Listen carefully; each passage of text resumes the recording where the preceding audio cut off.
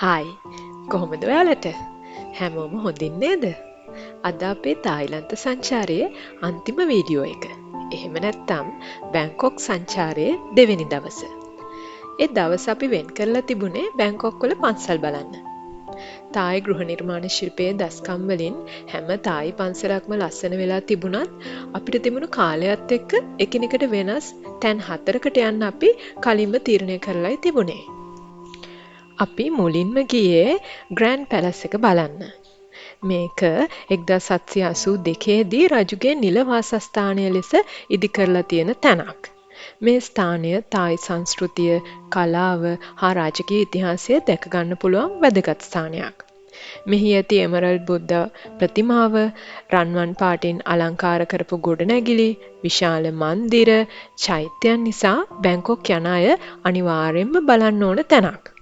මේ පසුබිමින් පෙනෙන්නේ සියවස් ගණනක ඉතිහාසයකට හිමිකම් කියන එමරල්ඩ් බුද්ධ ප්‍රතිමාව තැන්පත් කර ඇති රන් පැහැ කුළුණු සහ විචිත්‍ර කැටයම් වලින් පිරුණු පන්සල. මෙම බුද්ධ ප්‍රතිමාව කොළ පැහැති තනි ජේඩ් කුට්ටියකින් නිර්මාණය කර ඇති බවට විශ්වාස කරනවා. ප්‍රතිමාව සම්පූර්ණයෙන්ම ඝන රන් පැහැ ඉතා අලංකාර සිවුරු වලින් සරසලා තියෙනවා. ඒවා ගිම්හාන ශීත වැසි ලෙස වසරකට 3 වරකදී වෙනස් කරනවා.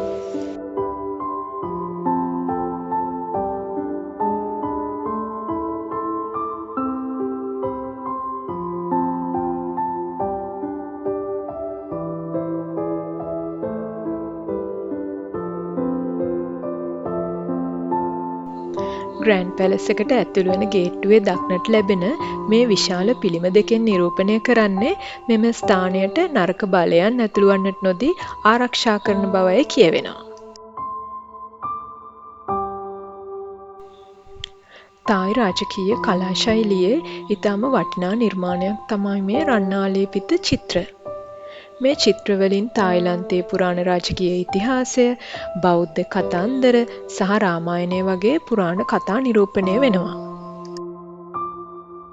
ඒ වගේම ඔයාලත් මේ තැන ගැන වැඩි විස්තර දැනගන්න කැමති නම් ඔෆිෂියල් ෆ්‍රී ගයිඩඩ් ටුවර් එකට ජොයින් වෙන්න පුළුවන්. එතනදී පැයක වගේ කාලයක් ඇතුළත සම්පූර්ණ ගයිඩ් එකක් ලැබෙනවා මේ ස්ථානය ගැන.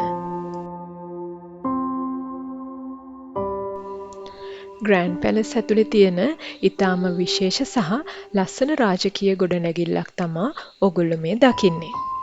මෙහි නිර්මාණ ශෛලිය බලද්දී එකපාරටම තේරෙනවා තායි සම්ප්‍රදායික ගෘහ නිර්මාණ ශිල්පයත් එක්ක යුරෝපීය ශෛලයකට මිශ්‍ර කරලා තමා මේ ගොඩනැගිල්ල නිර්මාණය කරලා තියෙන්නේ කියලා.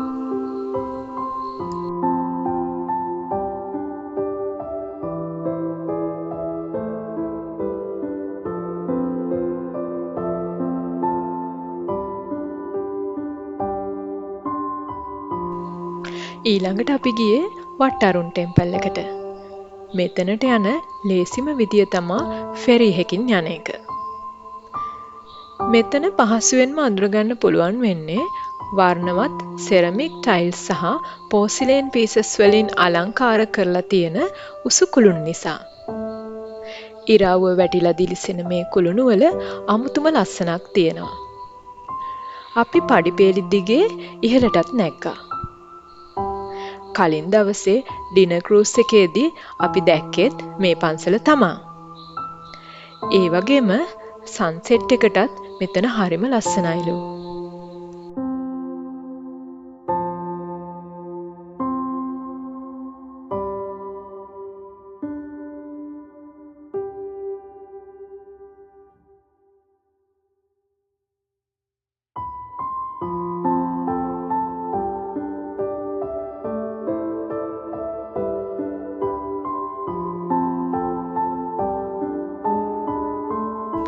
මෙතනට ගොඩක් අය එනවා තායි ට්‍රැඩිෂනල් ඇඳුම ඇඳගෙන ෆොටෝස් ගන්න.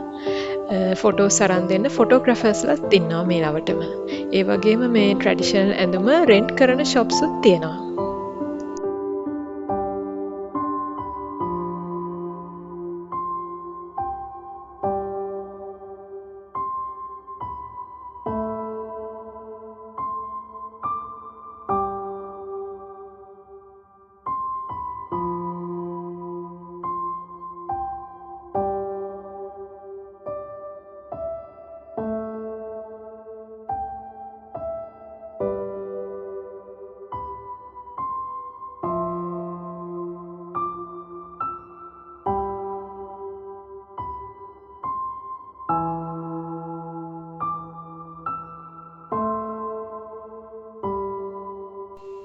ඊළඟට අපිට යන්න තිබුණේ තවත් පන්සලක් බලන්න. අපි ඒකට මේ වට්ටරුන් ටෙම්පල් එක ළඟම තිබුණ MRT ස්ටේෂන් එකට ගියා. ඒ ස්ටේෂන් එකත් හරිම ලස්සනයි. ඊට පස්සේ එතනින් අපි ට්‍රේන් එකක් අරන් චයිනාටවුන් ගියා. ඒ තවත් ලස්සන පන්සලක් බලන්න. ලෝකයේ විශාලතම බුද්ධ ප්‍රතිමාවක්. තනිකරම රත්තරන් වලින් හදපු. මේ බුද්ධ ප්‍රතිමාව ගැන පැරණි කතා ගොඩක් තියෙනවා. මුලදී මේ පිළිමේ වටා මැටිවැනි ආවරණයක් තිබිලා තියෙනවා. අහම්බෙන් තමා මේ පිළිමේ නියම වටිනාකම දැනගෙන තියෙන්නේ.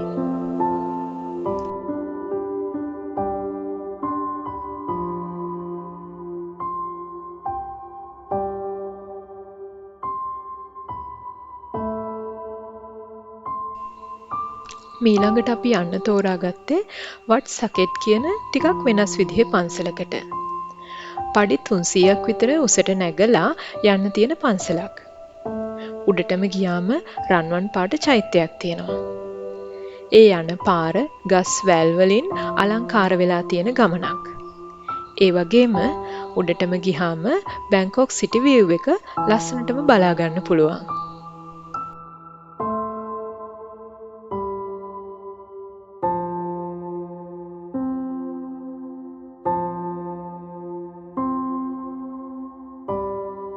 ඉතින් මේ විදිහට තමා එදා දවසේ අපේ ටෙම්පල් ටුවර් එක ඉවර වුණේ. අපි එදා හවස් වරුව අපේ හොටෙල් එක ආවට shopping කරන්නයි වෙන් කරගෙන තිබුණේ. මේ අපි බැංකොක් වල ඉන්න 3 වෙනි දවස. කලින් දවසේ වගේම උදෙන්ම බ්‍රෙක්ෆාස්ට් ගත්තා. බ්‍රෙක්ෆාස්ට් රෙඩි වෙලා තිබුණේ 81 වෙනි තට්ටුවේ. ස්කයි බොක්සස් වල ඉඳන් වුණත් බ්‍රෙක්ෆාස්ට් ගන්න පුළුවන්. උදේ බැංකොක් වල ලස්සන බලන ගමන් ලස්සනට ඉර පායලා එන දිහා බලන ගමනොත් කෑම කන්න පුළුවන්. කෑම නම් හරිම රසයි. හැබැයි අපිට දවස් දෙකේදීම වීඩියෝ කරගන්න නම් අමතක වුණා.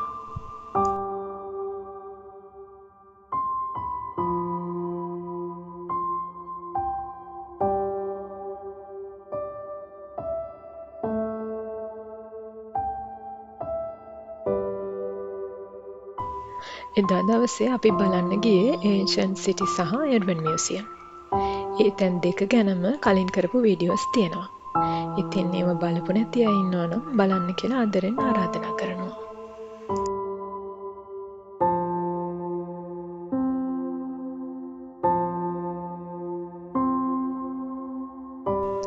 එදා රෑ අපි හොටෙල් එකේ 84 වෙනි තට්ටුවේ ඔබ්සර්වේෂන් ඩෙක් එකට ගියා. මෙතන ෆ්ලෝ එක ස්ලෝලි රොටේට් වෙනවා. අංශක 360ක කම්ප්ලීට් සිටි view එක එක්ස්පීරියන්ස් කරන්න, ෆොටෝස් ගන්න, වීඩියෝස් ගන්න පුළුවන්.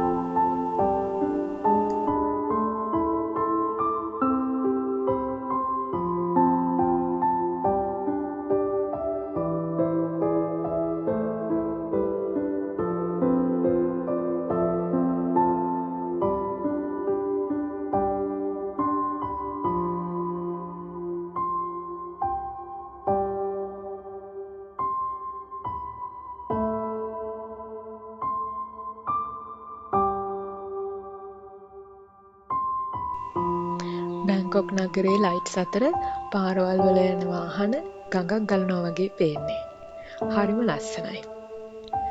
84 වෙනි තට්ටුව වගේම 77 වෙනි තට්ටුවෙත් ඔබ්සර්වේෂන් ඩෙක් එකක් හදලා තියෙනවා. එතන පොඩි දේවල් ටිකක් බලන්නත් ඇරේන්ජ් කරලා තියෙනවා.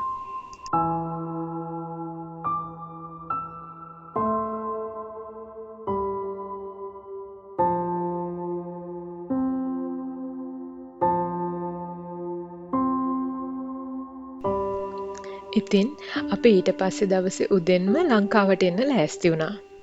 හොටෙල් එකෙන් අපේ බ්‍රෙක්ෆාස්ට් බොක්සස් වලට ඇරේන්ජ් කරලා දුන්නා.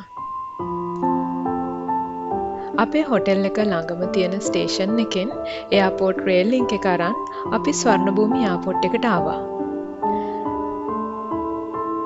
ශ්‍රී ලංකන් එයාලයින්ස් වල ෆ්ලයිට් එකකින් තමයි අපි ලංකාවට ආවේ. ඉතින් මේ වගේ තවත් ලස්සන සංචාරයක තොරතුරු තරම් ඉක්මනින්ම ඔයගොල්ලෝ හම්බෙන්න එන්නම්. පරිස්සමෙන් ඉන්න. අපිව සබ්ස්ක්‍රයිබ් කරන්න අමතක කරන්නත් එපා.